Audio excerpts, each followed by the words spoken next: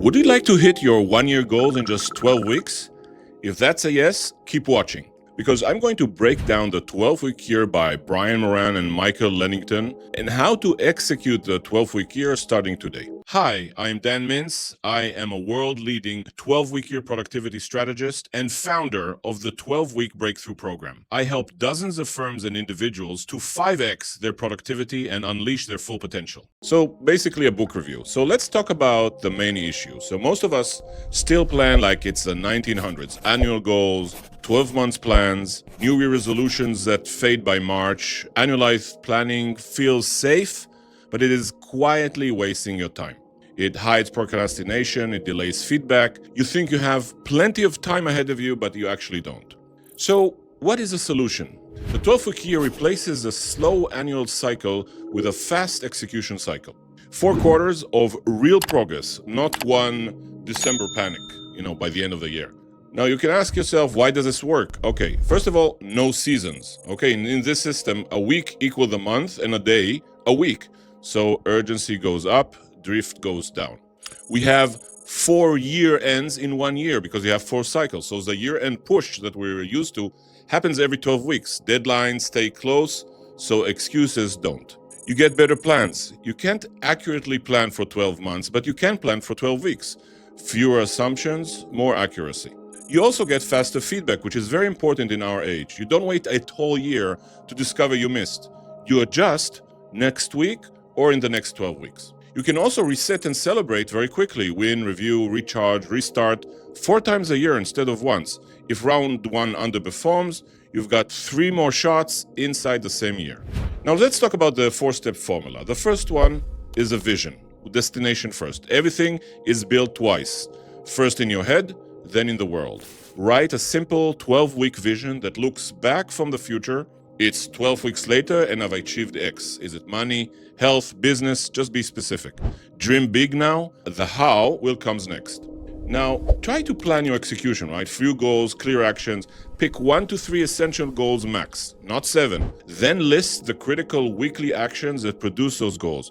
Plan by week, not vibes. Stop asking how, start asking who. For instance, Dan Sullivan's idea is simple. The fastest path is finding the who that already knows the how. Logo needed, for instance, don't learn design, find a designer, or find a person who can find a designer.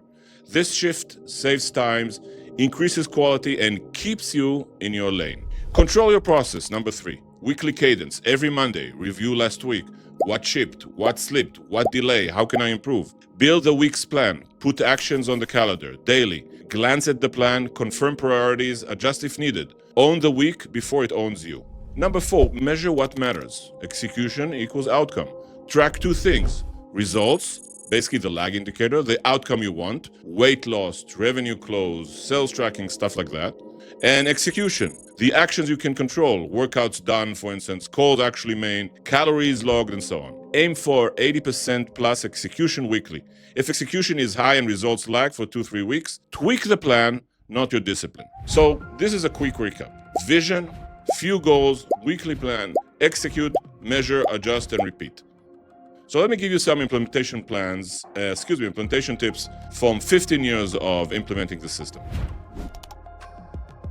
First, use time blocks to beat intentions. Use 3 blocks. Strategic block, deep work on high-level tasks, no email, no chat, no distraction. Put also in your calendar buffer blocks, stuff for admin, emails, the routine daily stuff. Use also breakout blocks, a deliberate recovery, rest fuels results. Now, balance is the myth. That's another tip. Create intentional imbalance toward 1 or 2 priority areas this cycle and rotate it to the next cycle. Fewer goals means more wins. Too many goals, too many competing strategies, it's going to be a quick burnout. Number 4, routine is a force multiplier, okay? Consistent start times, consistent locations, consistent cues. Make execution automatic.